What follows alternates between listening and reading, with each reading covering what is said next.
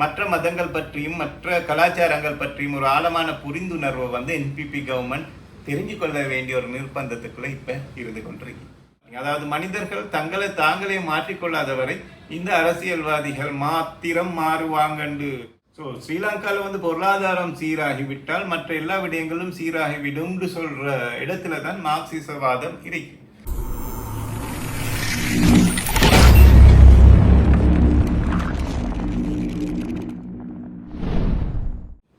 புல்லடியால் ஒரு மக்கள் புரட்சி ஏற்படுத்தி அனுரகுமார திசாநாயக்க வந்து இப்ப வந்து பெரும்பான்மை வாக்குகளால வென்று அவரோட கட்சி வந்து பாராளுமன்றத்துல வந்து பெரும்பான்மை கட்சியாக அங்க அமர்ந்திருக்கிறாங்க. இந்த சந்தர்ப்பத்துல வந்து இந்த கட்சி வந்து இன்னும் 5 வருடங்களுக்குள்ள நிறைய வேலைகளை செய்து தீர வேண்டும்.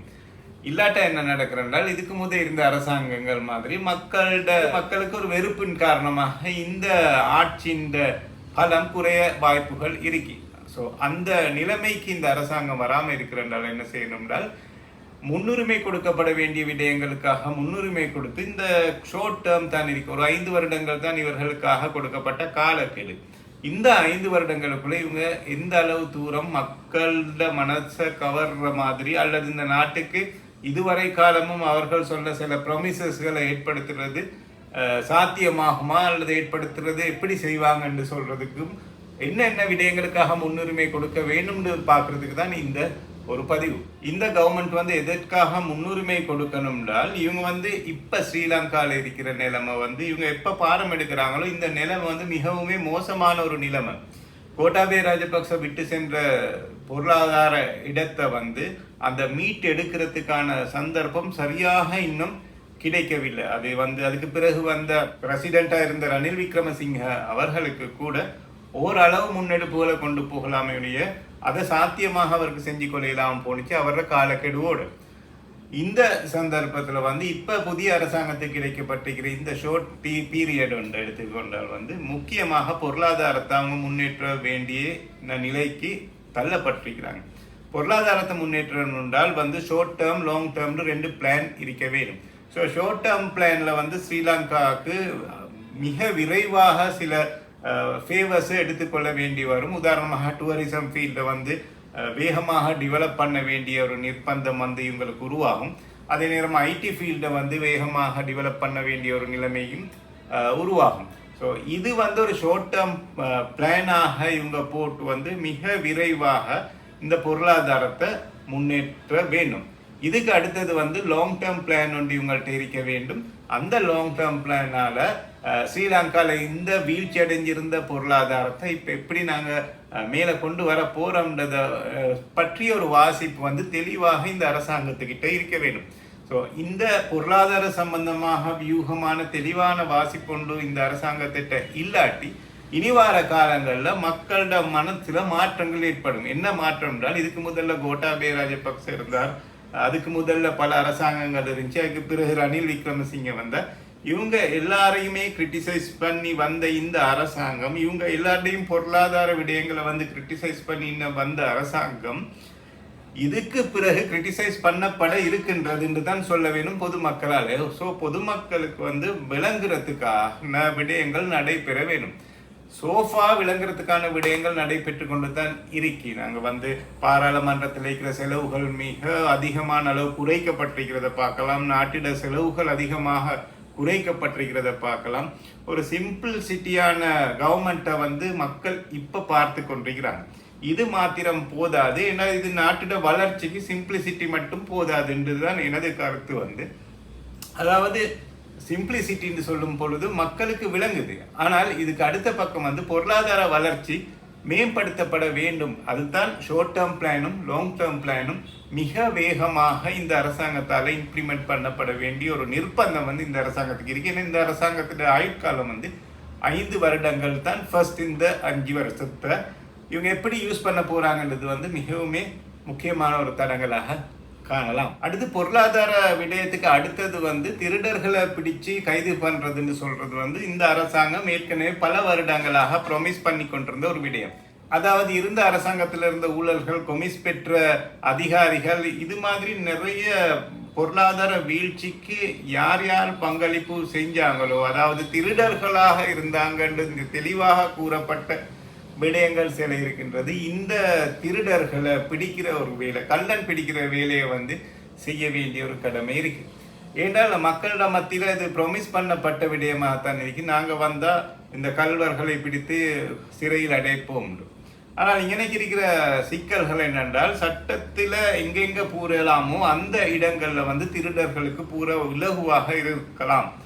அந்த இடங்கள் முதல்ல அடைக்கப்பட வேண்டும். அதாவது சட்ட திருத்தங்கள் ஏற்படுத்தப்பட வேண்டும். அது வந்து பிரசிடென்ட் சில ஸ்பீச்சுகளில் சொன்னாங்க, அவங்களுக்கு போதாத சட்டங்கள் இருந்தால் சட்டங்களை உருவாக்கி அவர்களுக்கு தண்டனை வழங்க முடியும்னு சொல்ற ஒரு நிலைப்பாட்டை வந்து அனுரகுமார திசாநாயக்க பிரசிடென்ட் வந்து சொல்லியிருந்தார். ஸோ அந்த இடத்துக்கு அவர் வர வேண்டி ஒரு இடம் வரும். அடுத்தது வந்து ஒரு திருடன்னு சொன்னால் அவன் ரோட்டில் போகும் பொழுது கல்லன் போலீஸ் விளையாடுற மாதிரி பிடிச்சிட்டு வந்து ஜெயிலில் போட முடியாது. அதுக்கான முறைப்பாடுகள் சரியாக இருக்க வேணும். அடுத்தது அதுக்கான சாட்சிகள் ஒழுங்கான முறையில் ஃபைல் பண்ணப்பட்டிருக்க வேண்டும். எங்களுக்கு நிறைய பெரிய பெரிய வழக்குகளை கூட பார்க்கலாம், சாட்சிகள் போதாமையினால அல்லது சாட்சிகள்கிட்ட இருக்கிற குறைபாடுகள்ன்றதால இந்த பெரிய வழக்குகள் கூட தள்ளுபடி செய்யப்பட்டு அல்லது விடுவிக்கப்படுவாங்க அந்த குற்றவாளிகள். ஸோ சாட்சிகள் பலவீனமாக இருந்தால், சாட்சிகள் போதாத அளவு இருந்தால் வந்து தண்டனை வழங்க முடியாத சிக்கல் இருக்கும்.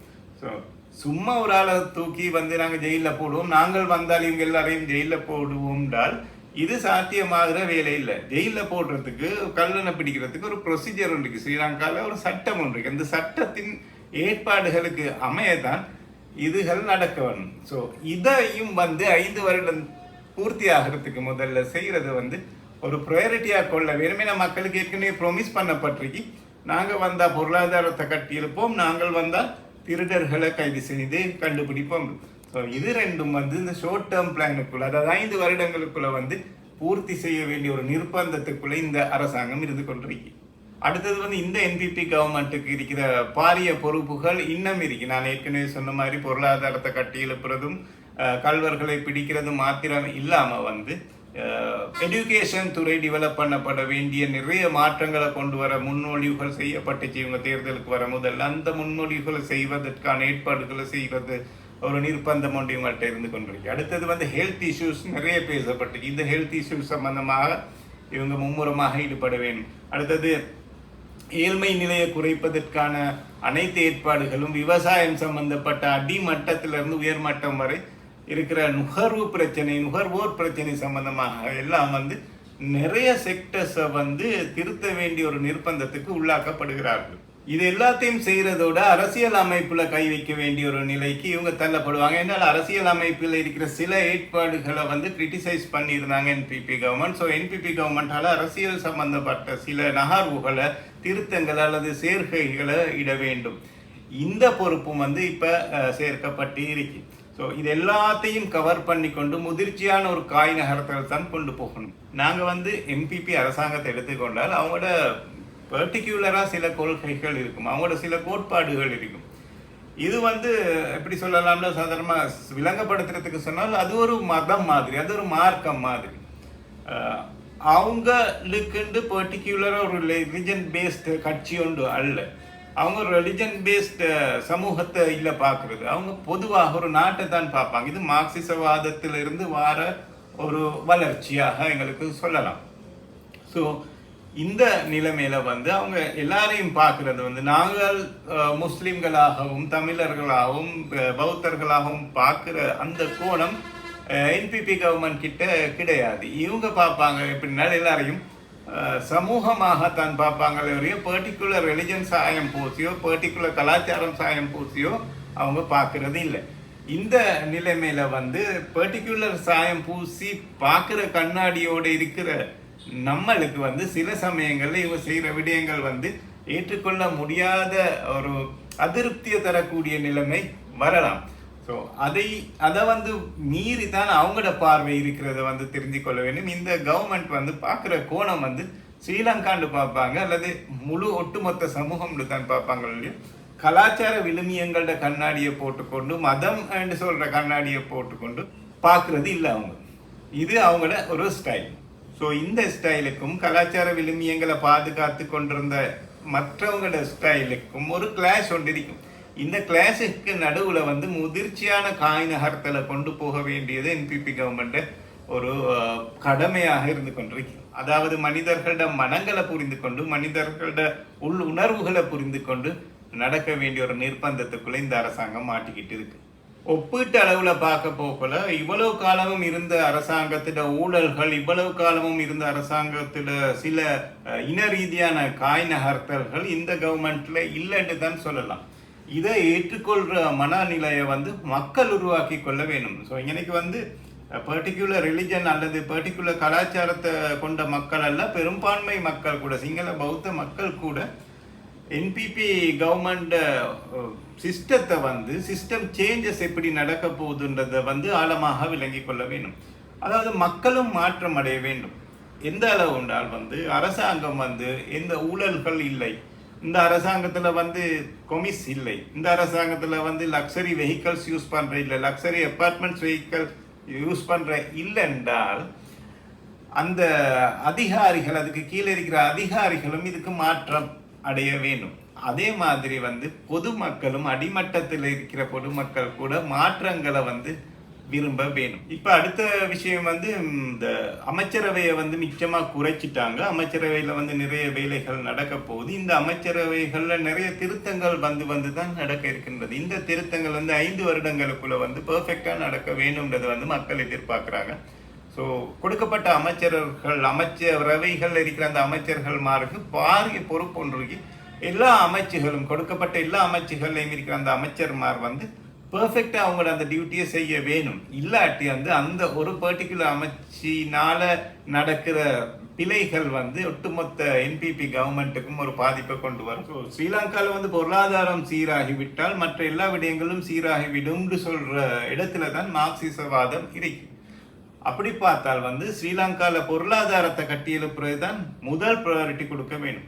ஸோ பொருளாதாரத்தை எப்படி கட்டியெடுக்கணும்னு சேலஞ்ச் வந்து எந்த அளவில் இருக்குன்றால், இவ்வளவு காலமும் பாதாளத்தில் இருக்கிற லோனை கட்டி முடிச்சு கொண்டும் கட்டுறதுக்கு ஆரம்பிச்சு கொண்டும் இன்னும் லோனும் எடுத்துக்கொண்டும் அதுக்கும் பேலன்ஸும் பண்ணி கொண்டு இப்போ இருக்கிற எக்கனாமிக் கிரைசிஸ்ல இருந்து கொஞ்சம் கொஞ்சமாக மேலே வாரது வந்து ஒரு பெரிய ஒரு டாஸ்க் கொண்டு தான் கொடுக்கப்பட்டிருக்கு இந்த கவர்மெண்ட்டுக்கு.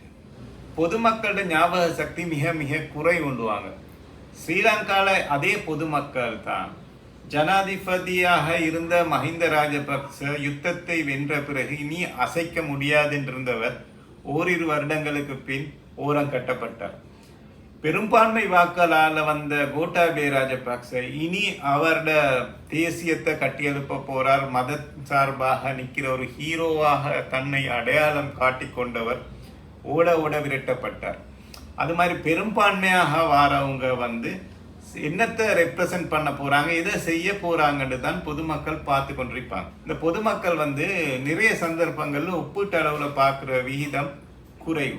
நாங்கள் ஒப்பீட்டு அளவில் பார்க்கும் பொழுது இதுக்கு முதல் இருந்த அரசாங்கங்களை விட என்பிபி கவர்மெண்ட் வந்து எவ்வளோ பெட்டர்ன்னு தான் சொல்லலாம். அதை அவங்க காட்டிக்கொண்டும் வராங்க, அவங்களோட சில நடவடிக்கைகளால் காட்டிக்கொண்டு வராங்க. ஆனால் இன்னைக்கு இருக்கிற சேலஞ்ச் அவங்களுக்கு என்ன கிடைக்குதுன்னா, இன்னும் ஒரு குறிப்பிட்ட காலத்தில், அதாவது இன்றைக்கு நாளைக்கு அவங்களோட வேலையை ஸ்டார்ட் பண்ணாட்டி 5 வருடங்கள் ஆகும் பொழுது இதுவரை காலமும் பின்தங்கி இருந்த அந்த அரசியல் கட்சிகள் செய்த வேலைகளையே தான் இவர்களும் செய்கிறாங்க. எந்த டெவலப்பும் இல்லைன்னு சொல்லும் பொழுதும் அடுத்தது வந்து எதிர்கட்சி இன்னும் பலவமான ஒரு கட்சியாக மாற்றமடையும் பொழுதும் இப்போ என்பிபி கவர்மெண்ட்டுக்கு கிடைச்ச செல்வாக்கு குறைந்து கொண்டு வரக்கூடிய நிலைமைகள் இருக்கு எதிர்காலத்தில். ஸோ அதை தக்க வைத்துக் கொள்றதுக்கு இந்த என்பிபி கவர்மெண்ட் சார்பாக இருக்கிற பிரதிநிதிகள் மும்முரமாக வேலை செய்ய வேண்டிய ஒரு நிர்பந்தம் இருக்கு. இறுதியாக இப்போ இருக்கிற கவர்மெண்ட் பெரும்பான்மையான சமுதாயம் எதிர்பார்க்கிறது பொருளாதார ரீதியாக வளர்ச்சி வேணும். சிறுபான்மை சமூகம் எதிர்பார்க்கிறது என்னென்றால் பொருளாதார ரீதியான வளர்ச்சியும் தேவை, இன ரீதியாக முரண்பாடுகள் இல்லாத சுமூகமாக வாழக்கூடிய ஒரு சூழலும் தேவை. இந்த ரெண்டையும் வந்து இந்த கவர்மெண்ட் வந்து இப்பைக்கு தக்க வச்சு கொண்டிருக்கிறத எங்களுக்கு காணலாம். இந்த நிலை தொடர்றதுக்கு பிரார்த்திக்கிறோம்.